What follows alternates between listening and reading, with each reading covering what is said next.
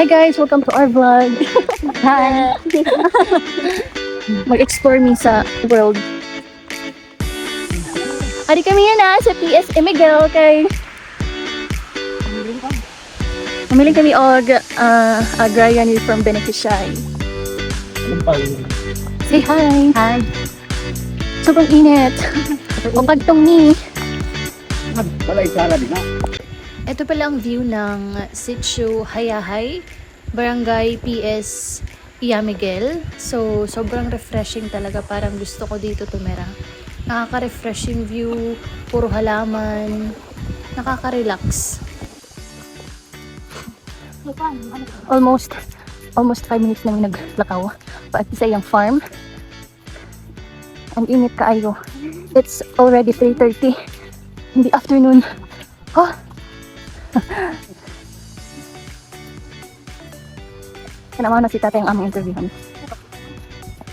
25 na ang nakalipas at hindi pa rin kami nakakarating. Iniskam kami ni tatay.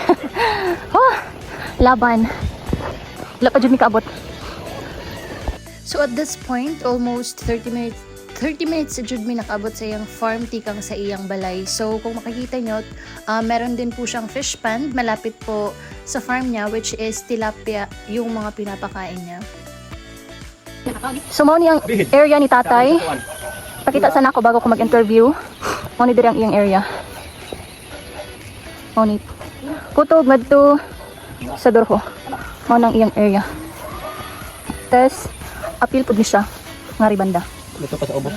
Adto, tika ngadto daw sa ubos mo tong iyang area. Wait, mayong udto di ay tay? Hapon naman si Rora. Mayong hapon, ako di ay si Jane Rose. So mag-interview mi. Jane Rose. Jane Rose.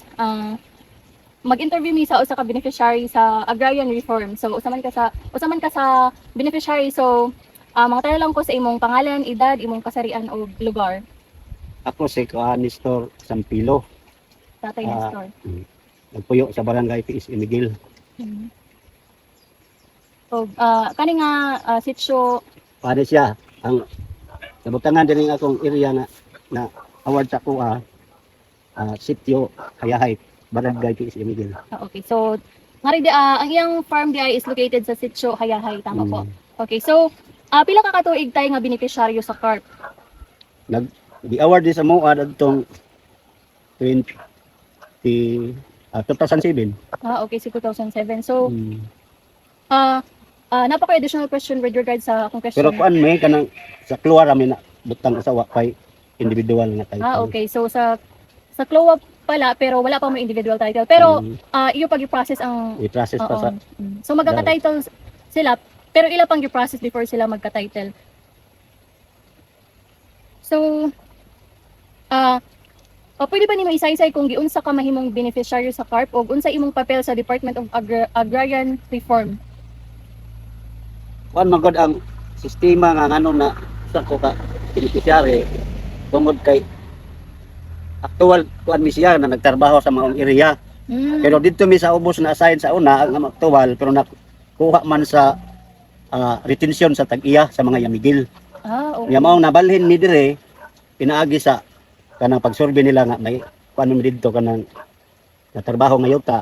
So priority man nila nga ang may gitrabaho nga yuta matagaan og award. Okay. So So dire mi na butang. pila na ka kayo is diri tay nga kuan? Gikan atong 2007. Okay. So dugay na di ay ni. So unsa ang kahimtang sa imong yuta sa wala pa kini ipamahagi nimo? Kani siya unsa ang kahimtang? Kugon ug bugang man ang mga sagbot diri nga nagpuyo. Kugo. Ina na ba kugon bugang. Okay. So unsa ang mga kausaban sa imong yuta pagkahuman kini ipamahagi sa imo? Okay. Mo na ni siya. So mo na ni. So kung inyo makita, mo ni siya ang itsura karon. Giunsa nakatabang ang pagdawat nimo sa yuta sa imong kinabuhi ug sa panginabuhi sa imong pamilya? Okay, dako gagtabang kay kakaon naman may insaktong kaon, may mamalit og bugas. Dako ang imong income sa mga Di ka farm. po kayo dako kay may mga gasto man na. Mm. Kuan sa mga gasto so nagapoy mabilin na.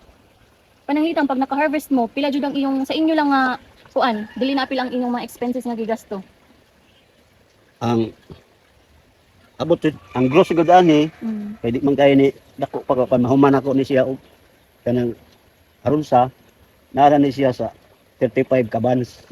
Every harvest ko siya. Pero dili ko na ingon maintain kay na may kanang season nga mumubuog harvest. Okay po. So kung adunay mga problema, unsaon nimo pagsulbad ang mga kalisdanan nga imong giatubang pagkahuman sa pamamahagi sa yuta? Okay. Kita na lang paagi uban og unsay ba pinsaran nga masolusyonan. So pwede ba nimo isaysay kung unsang imong mga buhaton sa pagsasaka sa imong yuta? Okay ka ng pagdaro. Pagsudlay, pag limpyo sa tagaytay. Ikaw ra ba usatay ang magkon or naa kay mga kauban? Aw. Usahay makakagi gani ko isusuhol magsuhol ko pero wa gani ako lang. Ikaw lang usa. So naingon naman nimo nga naa ka sa diri pang unsa ang mga tanom uhay pa imong gitamnan o ginaalaga. Rice jud Rice. wala na ilain nga imong okay. So rice jud ang mga tanom sa iyang farm. Wala na ilain nga tanom. Naabay kalisdanan o problema nga imong giatubang sa imong pagsasaka kung naa unsa kini? Kay kanang kalamidad, kanang mga sakit sa humay, Unsa nga sakit sa humay? tungro, kanang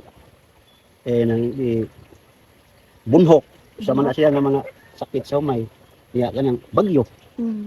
Kung kung panangitan like example katong imong giingon nga like, mga pesticides ba to? Diyon sa nimo pagkuan nga mawala ba to siya? Usahay wala usahay dili pag kay grabe nga pagka abot sa mga piste, di na siya matabang. Unsay imong Labi na gigamit? ting ulan. Unsay imong gigamit pa para mawala ang mga peste? Gamit yun og mga pesticide. Nakadawat ba ka og tabang o training gikan sa DAR uban pang mga grupo para mapalambo ang imong pagsasaka? Kay nakatraining kay under man ni sa dar. So sa specifically sa DAR nga training, Oo. Daghan man daghan mo nga training mag-training. ang niya mo training sa mga ang dar training ko. Na GE. So naa pa ko additional question. Giunsa nimo ang pag-manage ang imong mga resources sama sa tubig, abono ug mga makina sa pagsasaka? Na ba kay makina tay? Sa asosasyon na mo na. Pero imo pud gamiton diri sa imong farm. Okay. Ang tubig dili man problema sa tubig na tay. Dili na problema og maguba ang among kanal pero pagikuan gani man slide mo na problema kay maguba man among kanal. Maubot ang abono tay. Ang abono sa yuta. Ana mapusuporta sa gobyerno. So ang abono sa yuta mosalig mo sa suporta sa gobyerno. Ano lang po na maukuhanon. Okay.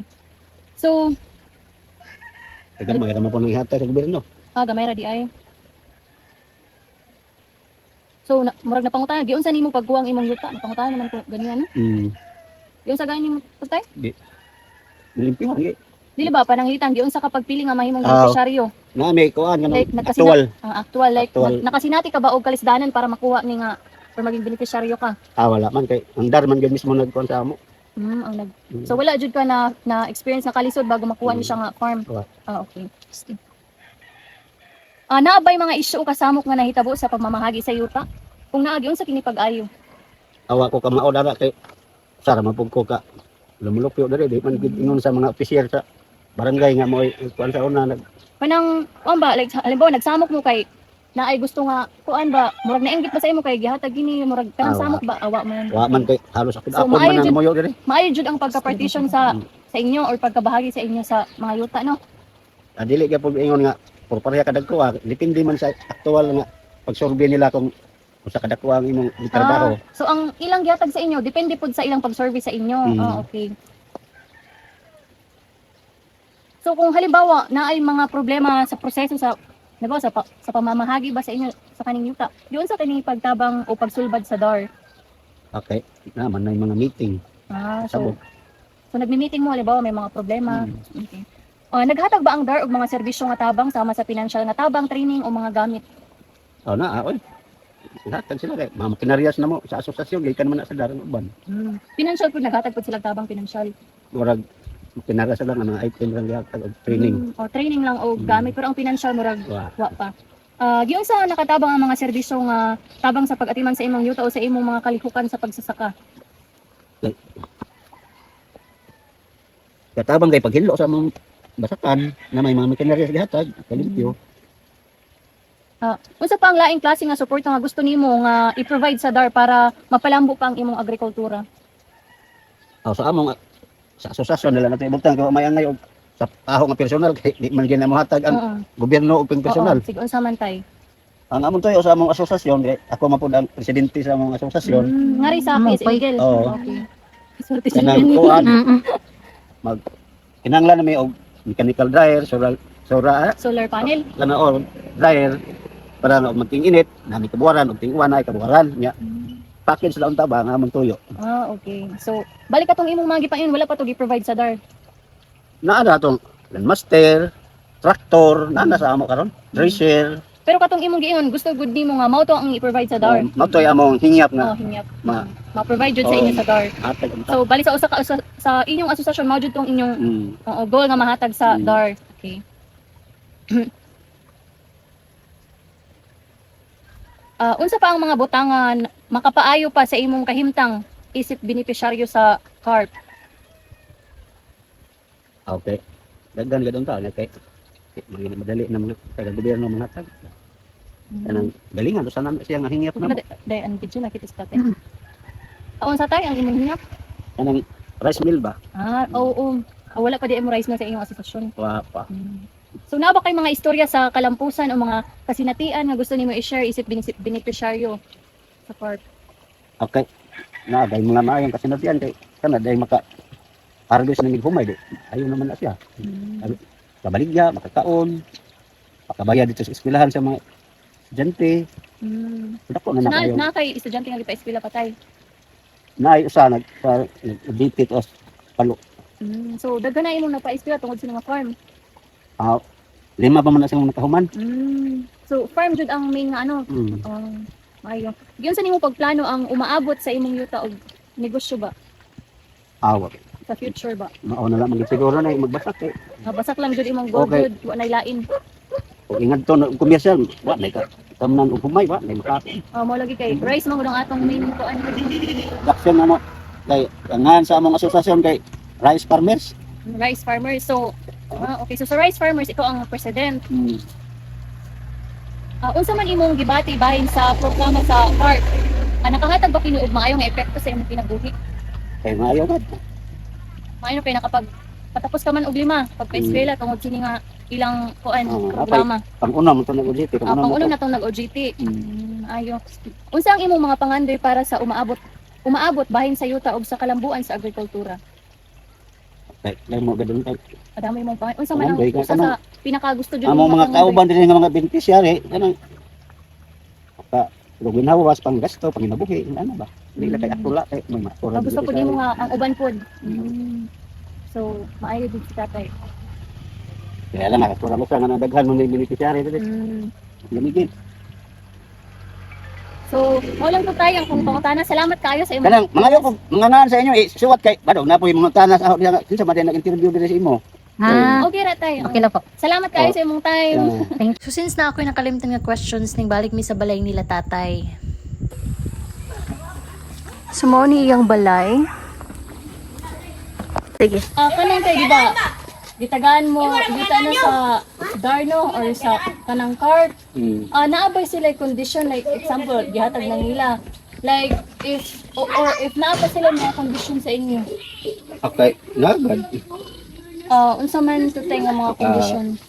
Kinahanglan nimo sa baro ng yuta. Unsa tay? Imo ban trabaho ng yuta. Tapos Ya, dili nimo baligya. baligya o linda. Ana. So dili jud nimo to pwede ibaligya. Kailangan jud. Pero na siya limit Unsa Ah. limit? 10 years. 10 years. Nga na sa imo ang titulo, pwede ito nimo baligya. Ibaligya okay. Nga naman, human naman ang 10 years nga. Okay, 10 years. So, pila ganito tayo otro ka, square meter ang imong yuta? 9811. 9811 square meter. Thank you, tayo. Ginagawa pa ngayon. And that's the end of my vlog. Thank you for watching, Char. So, after kong mag-interview, what I realized is that sobrang na-appreciate ko yung programa ng DAR, which is the Comprehensive Agrarian Reform Program or yung mga agrarian reform beneficiaries. Sobrang na-appreciate ko yun kasi in the sense that hindi lang yung mga farmers yung natutulungan nila and at the same time tayong mga Pilipino. Kasi like kay Tatay Nestor na rice farmer. So, kung marami ang magkakaroon ng farm here in the Philippines or kung marami ang magiging beneficiary ng ng DAR. So, marami yung magiging rice farmer. So, kumbaga, hindi na tayo aangkat or hindi na tayo mag-i-import ng rice in the other country. So, talagang sobrang approve ako sa program ng DAR, which is the CARP. And also, sa ating mga farmers, especially Tatay Nestor, sobrang saludo po ako sa inyo. Kasi, nung tinanong ko kasi siya kung magiging loyal ba siya sa pagiging rice farmer or mag-stay ba siya sa pagiging rice farmer, din sabi niya, yun daw talaga, mag-stay daw talaga siya sa pagiging rice farmer. Kasi, yun daw yung daily needs natin. Yun daw yung pinaka-importante. Yung rice, di ba? Kasi nga tayong mga Pilipino, hindi tayo mabubuhay kung walang rice sa lamesa, di ba? So, ayun lang. And sobrang na-appreciate ko yung programa ng DAR and sobrang saludo kay Tatay Nestor sa pagiging rice farmer niya. And I am grateful kasi isa siya sa rason kung bakit nasusustain yung daily needs nating mga Pilipino. So, yun lang. Thank you for watching.